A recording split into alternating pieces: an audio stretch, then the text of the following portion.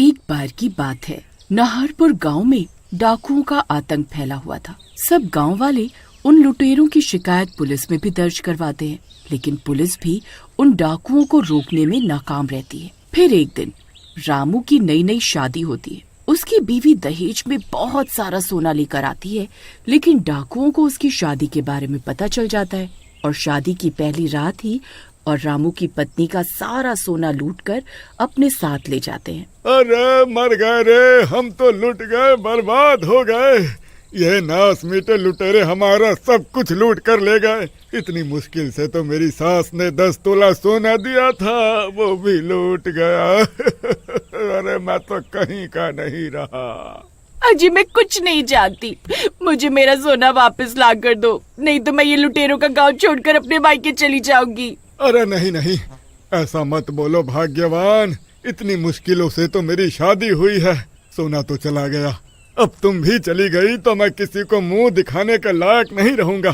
तुम मुझे 2 दिन का वक्त दो, मैं कोई रास्ता निकालता हूँ। फिर रामू भागता हुआ अपने दोस्त कालिया के पास जाता है और उसे लूटे हुए सोने के बारे में बताता है। अरे कालिया भाई, किसी तरह मुझे मेरा सोना वापस दिलवा दो, नहीं तो मेरी बीवी मुझे छोड़कर चली जाएगी। इन लुटेरों का आतंक तो दिन ब दिन बढ़ता ही जा रहा है। अब तो पुलिस भी इन लोगों का कुछ नहीं बिगाड़ पा रही है।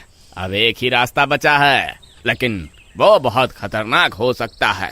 अरे कालिया, अभी तुम रास्ता बताओ, वो कितना भी खतरनाक हो कोई फर्क नहीं पड़ता। इन डाकुओं को सिर्फ वो कमला चुड़ैल ही सबक सिखा सकती है। जहाँ इन डाकुओं का डेरा है, उसी पहाड़ी की एक गुफा में वो कैद है। अगर हम उस चुड़ैल को उस कैद से मुक्त कर दें, तो वो इन डाकुओं को कच्चा खा जाएगी। ठीक है कालिया भाई, मैं तैयार हूँ। हमें इन डाकुओं को सबक सिखाना ही होगा, उसके लिए जो भी कीमत चुकानी हो मैं तैयार हूँ। फिर रामू घर जाकर अपनी पत्नी को बताता है कि वो उस पहाड़ी पर जा रहा है ताकि वो सोना वापस ला सके। अरे नहीं जी, आपको कहीं जाने की जरूरत नहीं है, मैं तो गुस्से में बोल रही थी। मैं आपको कभी छोड़कर नहीं जाऊंगी, आप अपनी जान जोखिम में मत डालिए। लेकिन रात होने पर रामू और कालिया उन डाकुओं की पहाड़ी की ओर चल देते हैं। कुछ देर जंगल में चलने के बाद उन्हें वहाँ एक झाड़ियों के पीछे एक गुफा दिखाई देती है। उस गुफा के मुखाने पर एक लाल रंग का धागा बंधा हुआ होता है, जिसे एक तांत्रिक ने बांधा होता है, जिसकी वजह से वो चुड़ैल गुफा के बाहर नहीं आ पाती है। फिर कालिया उस धागे को तोड़ देता है और वो दोनों गुफा के अंदर चले जाते हैं। अरे मर गए रे। अरे कालिया भाई, कहीं हमने यहाँ आकर कोई गलती तो नहीं कर दी ना? अरे अब जो होगा देखा जाएगा, चुपचाप बिना आवाज किए आगे बढ़ते रहो। फिर थोड़ा अंदर जाने पर उन्हें एक विशाल मोटी चुड़ैल सोती हुई दिखाई देती है। वो आकार में बहुत बड़ी होती है। अरे मर गए रे, अरे ये तो बहुत बड़ी है भाई। अरे ये तो एक बार में हमें कच्चा खा जाएगी। नहीं नहीं, मुझे उन डाकुओं को कोई सबक नहीं सिखाना। उन्हें सबक सिखाने के चक्कर में कहीं ये चुड़ैल हमें ना सबक सिखा दे। सोना छोड़ो भाई, जान है तो जहान है, चलो निकलते हैं यहाँ से। लेकिन भाई, अगर खाली हाथ वापस गए तो तुम्हारी बीवी तुम्हें छोड़कर चली जाएगी। अरे जाने दो भाई, मैं पूरी उम्र कुंवारा रहने को तैयार हूँ, अब चलो यहाँ से। फिर उनकी आवाज सुनकर उस चुड़ैल की नींद खुल जाती है। उन दोनों को देखकर चुड़ैल हैरान रह जाती है। अरे वाह, आज इतने सालों के बाद मैंने किसी इंसान को देखा है। मैं रोज जानवरों का मांस खा खा कर थक गई थी। अच्छा हुआ तुम खुद चलकर मेरी गुफा में आ गए। फिर वो दोनों भागने लगते हैं। अरे भागो रे भागो, अपनी जान बचाकर भागो। यह चुड़ैल अब किसी को जिंदा नहीं छोड़ेगी। अरे रामू भाई, मेरे लिए रुको। अरे मर गए रे, अरे भाग रे, हाय रे। फिर वो दोनों किसी तरह भागते हुए गुफा से बाहर निकलकर एक पेड़ के पीछे छुप जाते हैं। वो चुड़ैल भी भागती हुई उस गुफा से बाहर निकल जाती है। अरे वाह, मैं तो आजाद हो गई। अब जी भर कर इंसानों का मांस खाऊंगी। इंसानों, मैं आ रही हूँ, अब किसी को जिंदा नहीं छोड़ूंगी। फिर वो दोनों छुप छुप कर उस चुड़ैल को देख रहे होते हैं। अरे कालिया भाई, हमने उस चुड़ैल को आजाद करके कोई बहुत बड़ी गलती तो नहीं कर दी ना भाई? हाँ भाई, मुझे भी लगता है हमसे बहुत बड़ी गलती हो गई है। फिर वो चुड़ैल इंसानों को सूंघते सूंघते डाकुओं के कैंप में पहुंच जाती है। डाकू उस चुड़ैल को देखकर हक्के बक्के रह जाते हैं। फिर उस चुड़ैल के डर से सारे डाकू अपना सारा लूटा हुआ सोना वहीं छोड़कर जंगलों में भाग जाते हैं। अरे भागते कहाँ हो कमबख्तो, रुको, मैं बहुत भूखी हूँ, मुझे अपनी भूख तो मिटाने दो। वहाँ उस चुड़ैल को सोने से भरा संदूक दिखाई देता है।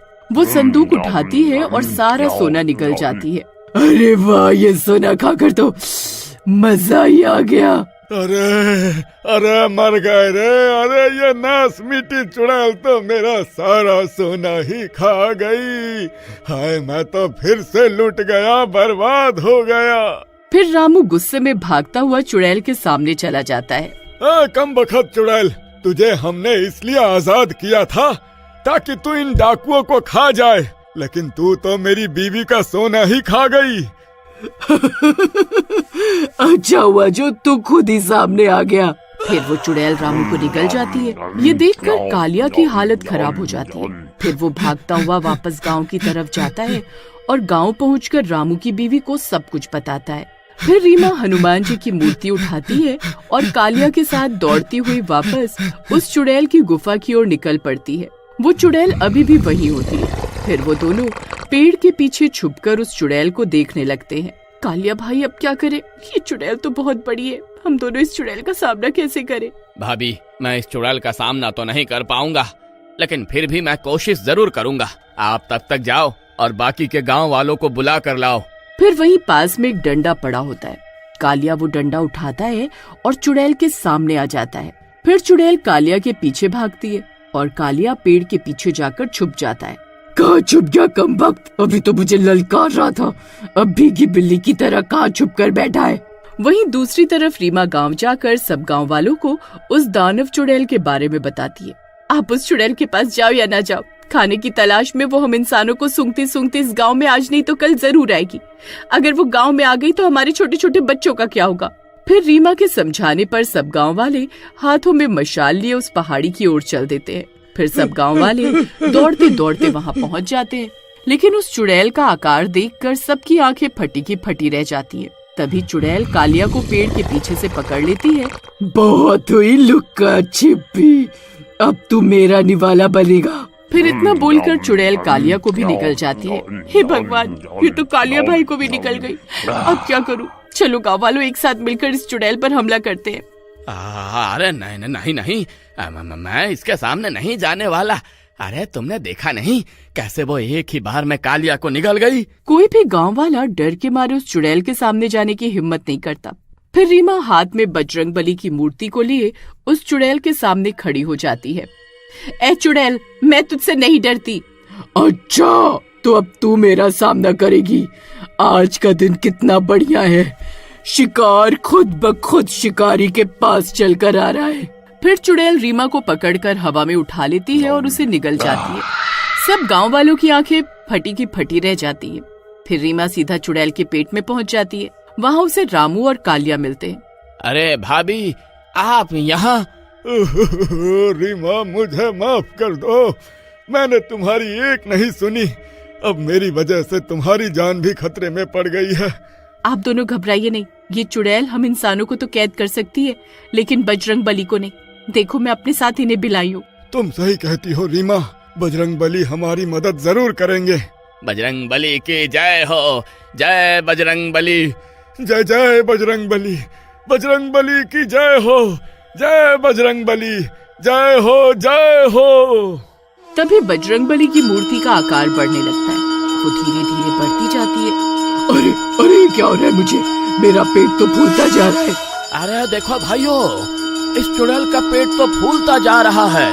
तभी बजरंगबली की मूर्ति अपना आकार इतना बढ़ा लेती है कि चुड़ैल फट जाती है और सारा सोना बारिश की तरह बरसने लगता है। ये देखकर गांव वालों की खुशी का ठिकाना नहीं रहता और सब गांव वाले अपना अपना लूटा हुआ सोना इकट्ठा करने लगते हैं। अरे देखो जी, मेरा मंगलसूत्र। हे बजरंगबली, आप धन्य हो, आपकी जय हो। इसी तरह उस चुड़ैल का अंत हो जाता है और रामू, रीमा और कालिया भी सुरक्षित बाहर निकल आते हैं। बजरंगबली की जय हो, बजरंगबली की जय हो, बजरंगबली की जय हो।